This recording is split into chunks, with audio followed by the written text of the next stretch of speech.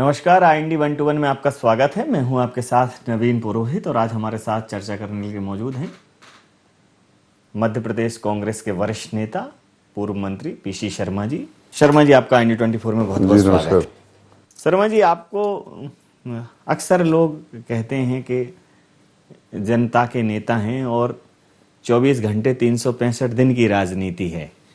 राजनीति पद और प्रतिष्ठा की नहीं है, राजनीति आम जनता की लड़ाई की है। जब सरकार में थे तब भी उतने ही सक्रिय थे, अभी सरकार में नहीं है तब भी उतने सक्रिय हैं, अभी विधायक हैं तब भी उतने सक्रिय हैं, जब विधायक नहीं थे तब भी उतने सक्रिय रहते थे। तो ये जो राजनीति है जिसमें एक कहना चाहिए एक समरसता है, एक स्थायित्व है, इसके पीछे क्या वजह है? जब पद पे नहीं है, सरकार नहीं है और उसके बाद उतनी सक्रियता के क्या मायने? देखिए, पहली बात तो क्या है कि मैनिट से इंजीनियरिंग ग्रेजुएट हूँ जी। और उन 5 सालों में हमको जो सीखने को मिलता है जी वो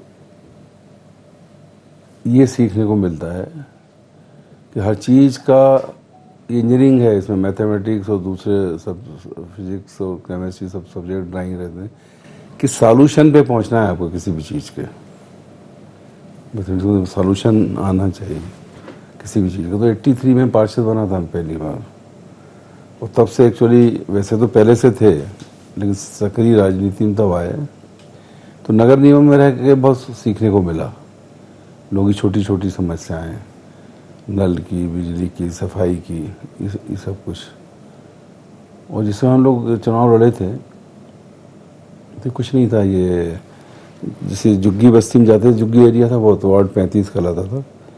तो वो ये नहीं कहते थे कि नाली बना दो, सड़क बना दो, सब कुछ ऐसा कर दो कि नजूल और नगर निगम हमारे आके हटाए नहीं।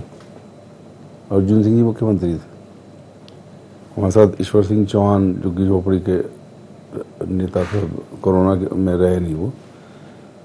तो हम लोग सब जुग्गी झोपड़ी महासंगठन में गए कि साहब इनको कुछ दिया जाए, कोई ऐसी कागज जिससे ये स्थायी रहें, बिजली का कनेक्शन दिया जाए। तो विधेयक आया था विधानसभा में जिसका बीजेपी ने उसमें विरोध किया था, पटवाजी नेता विरोध। 40 लाख लोगों को पट्टे दिए गए 30 साल के। और उसी साल वो तारीख थी 17 अप्रैल 1984 और उसी साल 14 अगस्त 1984 इंदिरा नगर बस्ती थी, वहाँ आए थे अर्जुन सिंह, एक बत्ती कनेक्शन हुआ। ये शुरुआत हुई गरीबों की। तो ये सॉल्यूशन इन लोगों का दिमाग में आया कि इनका सॉल्यूशन होना चाहिए। उसके बाद तो फिर मकान बनना है, मल्टी बनी, जवाहरलाल नेहरू योजना में जेएनआरयूम, फिर मनमोहन सिंह प्रधानमंत्री बने तब ये सब चीज़ें हुई बाद में। अब ये वहाँ शुरुआत है सॉल्यूशन। फिर BDA का अध्यक्ष रहा मैं, विधायक रहा 98 में और विपक्ष में रहा। तो हर चीज़ में यह रहा कि एक कहीं ना कहीं जनता ने की वजह से वो मिली है पावर या एक इज्जत, या कहीं भी फ़ोन करो सुनेगा कोई, उसका इस्तेमाल सॉल्यूशन के लिए ठोस तरीके से हो, लगातार हो, जो आया है उसका निराकरण होना चाहिए समस्या का। तो इस चीज़ ने लगातार लोगों से संपर्क, उनकी सुनना और उसका निराकरण करना, ये एक ध्येय रहा। उसमें जिस विधानसभा क्षेत्र से मैं रहा वही नहीं, कहीं से भी लोग आते हैं। आज भी मैं रहता हूँ मध्य में, आके लोग उस एरिया के बहुत आते हैं जहाँ से मैं विधायक रहा पहले किसी भी चीज़ के लिए। तो ये एक ताकत मिली सॉल्यूशन, और फिर उसमें एक खुशी कि अपन ये इसका ये सॉल्यूशन हुआ, इसको ये मदद हुई। इस चीज़ ने हमेशा प्रेरणा दी कि इसलिए कमलनाथ जी कहते थे 24/7 मंत्री जी।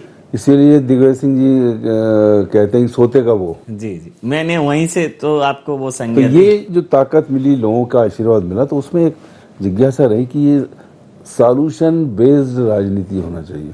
इसलिए और सॉल्यूशन बेस्ड होना है तो सतत, जैसा भी एक मुद्दा आया कि बिजली के कनेक्शन कटे कोविड काल में माफ़ हो गए थे और फिर वो विधानसभा में हमने क्वेश्चन भी उठाया, 1 घंटे चली बहस, मंत्री के घर भी गए, तो हमने जाके कनेक्शन जोड़ दिए, FIR हो गई। जी। लेकिन लोगों को एक विश्वास पैदा हुआ कि नहीं, कोई है जो लड़ेगा। हाँ वो लड़े, केस लग गए, रोज लगते हैं। कल दिग्विजय सिंह जी का वो धरना था, उसमें लग गए 353, 188 से न जाने अनगिनत केस हैं।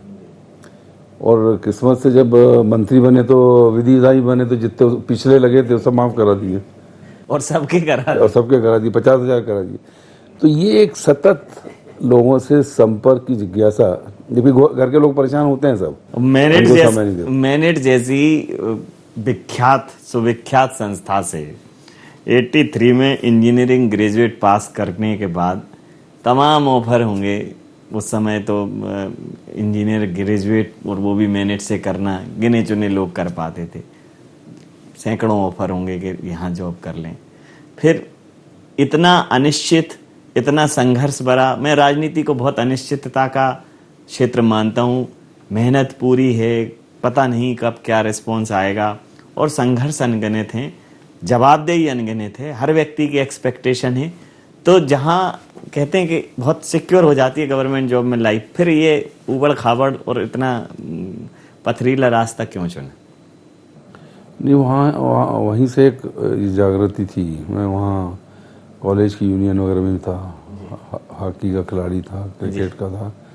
तो एक वो दिमाग में इंजीनियरिंग से कुछ अलग करने की होती। फिर हमने उसके लिए कुछ छोटे उद्योग वगैरह भी चलाए। स्प्रिंग लीव्स की एक फैक्ट्री चलाई, कमानी के पत्ते की, वो चली। रोडवेज की चली थी, वो रोडवे बंद हुई तो वो हो गया। फिर दूसरी चीज़ें ऐसा कुछ चलता रहा, और साथ में ये भी चलता रहा जी। और ताज्जुब करोगे कि 2003 में चुनाव हारे जी। उस बार 18 तक टिकट नहीं मिली, लेकिन संघर्ष चलता रहा। जिला कांग्रेस अध्यक्ष, प्रवक्ता, ये वो जी। और 18 में चुनाव लड़े, जीत गए और मंत्री बन गए जी। तो अनिश्चितता के बीच में, और दूसरा मैं समझता हूँ कि सबसे अगर कोई मुश्किल काम है, डिफ़िकल्ट उसमें, तो ये है जननेता का या किसी भी जनप्रतिनिधि का। एक्सपेक्टेशन 110% रहते हैं लोगों, और 100% भी कभी कोई कर नहीं पाता।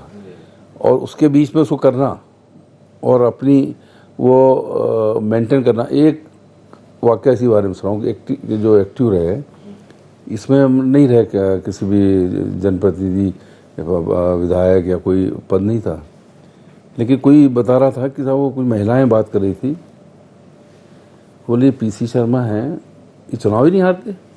अब उनको कौन बताए कि अपन नहीं रहे इस बीच, पर उनके दिमाग में था कि ये हैं कुछ न कुछ, ये कर रहे हैं। हाँ तो मतलब तो ये इमेज उस तरह से डेवलप हुई है। और इसलिए कोशिश ये रहती कोई आए, और पार्टी भी नहीं देखते हैं कि कौन सी पार्टी का है। हमारे लोग भी चिल्लाते हैं, अरे वो करा के ले गया तो बीजेपी का था। मैंने कहा होगा, मुश्किल में है, परेशानी में है, अपने पास आया है, सॉल्यूशन बेस्ड निकलना चाहिए। सॉल्यूशन बेस्ड, जो आपने कहा कि सॉल्यूशन बेस्ड पॉलिटिक्स, ये एक नया आपने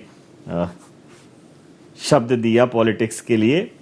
तो समाधान आधारित राजनीति, लेकिन वर्तमान में जो राजनीति चल रही है, आप भारतीय जनता पार्टी पर आरोप लगाते हैं, कांग्रेस लगाती है, आप तो बहुत मुखर रहते हैं कि इनके पास समाधान नहीं है।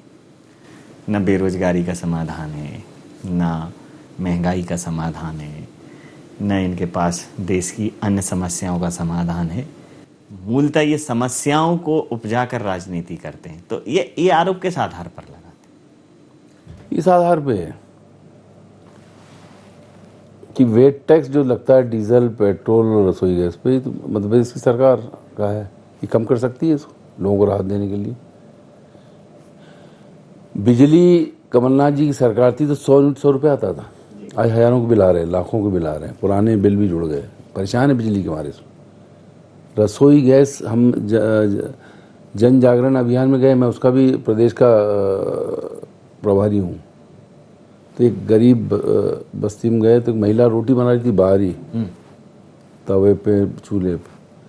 हमने कहा कि तो वहाँ पर वो नहीं है क्या रसोई गैस, टंकी नहीं है गैस? नहीं, बोले है ना, टंकी ले आई।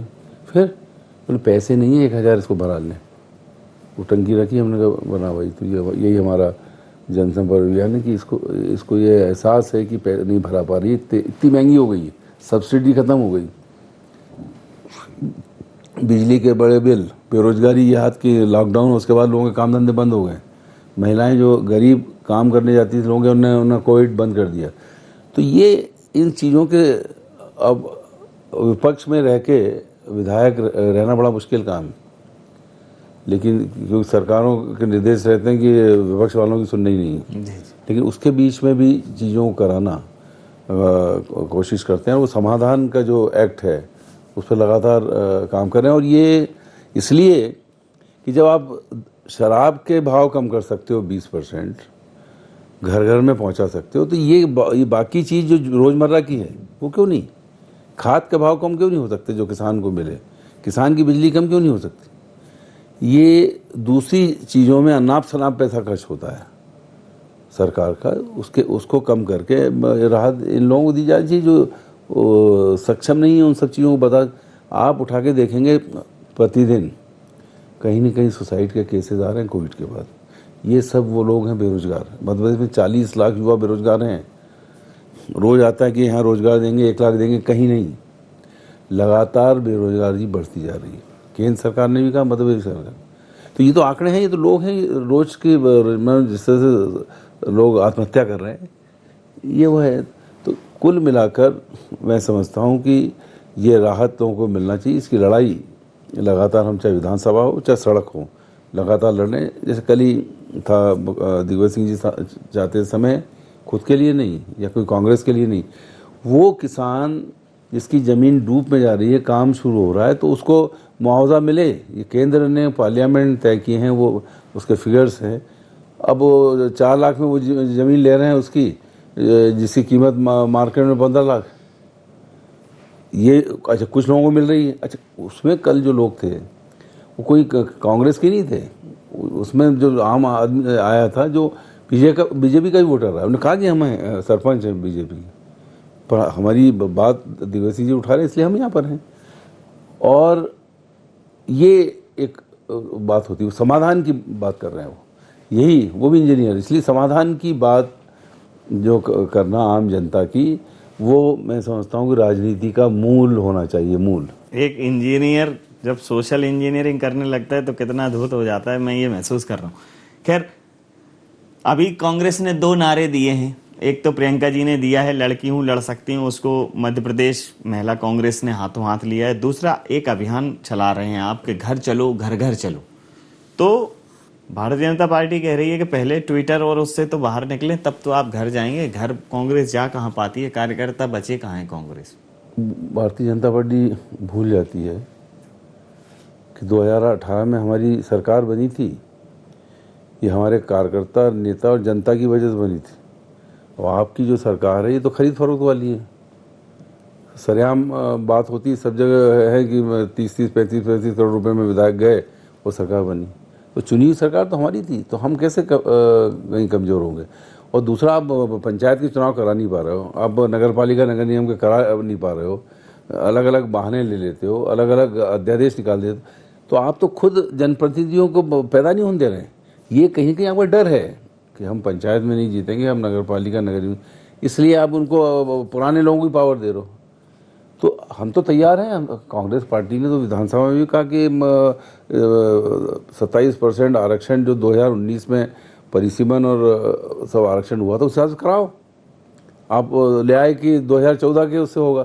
तो भाग तो भारतीय जनता पार्टी रही है ना, चाहे आरक्षण का मामला हो चाहे चुनाव कराने का हो। और इन्होंने इसलिए किया कि कोर्ट स्टे दे देगा इस बात को लेकर, उसमें सब हो गए, अब फंस गए, उल्टे बात बरेली आ गए। तो कुल मिला के कांग्रेस बहुत मजबूत है ज़मीन में। और हमारा मेंबरशिप ड्राइव भी चल रही है, और घर घर जाने के अलावा एक जनसंपर्क अभियान जिसमें महंगाई और बढ़ी क्यों, किन लोगों की वजह बढ़ी, क्यों बढ़ाई गई, ये सब मामले हम बता रहे हैं। बेरोजगारी ये बता रहे हैं। जो संस्थान जिसमें रोजगार मिलता था आदमी को, 70 साल में कांग्रेस ने पैदा किए थे, चाहे वो उद्योग हों, चाहे आपका स्टेशंस हों, जहाँ सरकारी नौकरियां लोग मिल जाती, वो ख़त्म होती जा रही, सरकारी नौकरियां ख़त्म होती जा रही। तो रोज़गार मिलेगा कहाँ से? 48 लाख मजदूर पीएम पोर्टल पर रजिस्टर्ड हैं। किसान परेशान है, उसको खाद मिल नहीं रही है। अब नया एक और ले आया फार्मूला कि वो कोई छनने वाली मशीन लगेगी, पहले उसके घर छना हुआ जो अच्छा आएगा वो, और वो अलग उसमें लेंगे। ये तो वही 3 कानून वाला मामला आ रहा है मध्य प्रदेश में कि आप अच्छा लोगे तो वो होगा, और वो वाला लेंगे नहीं जो थोड़ा गड़बड़। अभी पूरा का पूरा किसान बेच देता था। तो ये पूरी किसान विरोधी सरकार है, गरीब विरोधी है, कर्मचारी विरोधी। उनको डीए कमलनाथ जी की सरकार ने 5% डीए वो कर दिया था, वो दिया नहीं। पेंशनर्स को नहीं मिल रहा है, अनुकंपा नियुक्ति नहीं मिल रही है।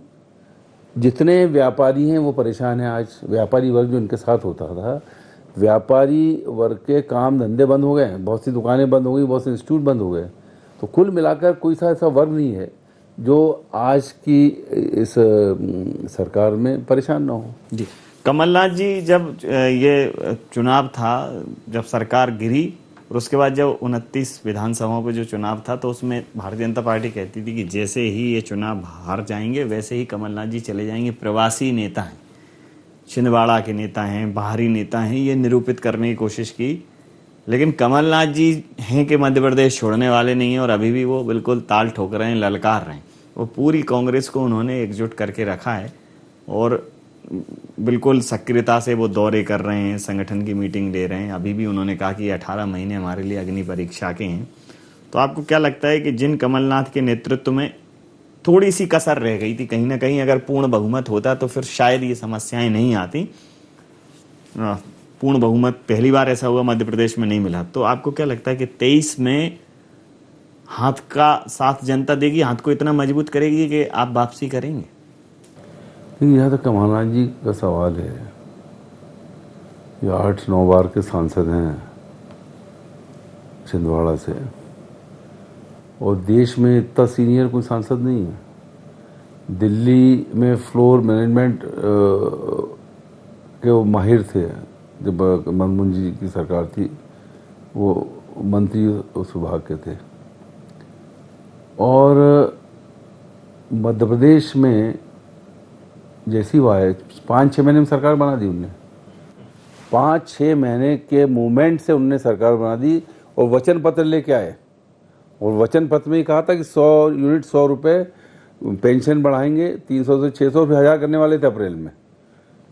और बच्चियों की शादी की 27,000 से 51,000। किसानों का कर्जा माफ़ी, विधानसभा में 27 लाख किसानों का 11 करोड़ का कर्जा माफ़ हो गया। ये कमल पटेल जो कृषि मंत्री उनने कहा। तो एक कमलनाथ जी की सरकार एक उस रूट पे चल दी थी जो मध्य प्रदेश का विकास होता, युवाओं को रोजगार मिलता, इंडस्ट्रीज यहाँ पे आती। वो जब मुख्यमंत्री थे तो फ्लाइट से पूरे मध्य प्रदेश को, भोपाल को, सब जगह से जोड़ दिया था, जिससे इन्वेस्टर आए। उन्हें ये कंसेप्ट दिया था कि मध्य प्रदेश से पंजाब भी उतनी दूर है जितना साउथ है, तमिलनाडु है। सही, तमिलनाडु है। तो हाँ, सेंटर में है। तो यहाँ जो उद्योग लगेगा वो पूरे हिंदुस्तान में अपनी चीज़ों को वितरित कर सकता है, बेच सकता है। ये सब कंसेप्ट लेके आए। लेकिन बीजेपी को लगा कि अगर ये मुख्यमंत्री 5 साल रह गए तो हम लोग घर ही बैठ जाएंगे। ये कहा था एक बार शिवराज जी कि हम बर्बाद हो जाते अगर सरकार नहीं गिराती। तो ये सरकार गिराई इसलिए कि ये बर्बाद ना हो। अब ये पैसा आया कहाँ से इतना जो खरीद फरोख्त किया आपने? ये सब लंबे उसका मामला है। तो 6 महीने में ये कर दिया उनने। और जो बाकी चुनाव हुए उसमें ग्वालियर, चंबल, जहाँ से सिंधिया जी आते हैं, मैक्सिमम सीट कांग्रेस वहीं से जीती है।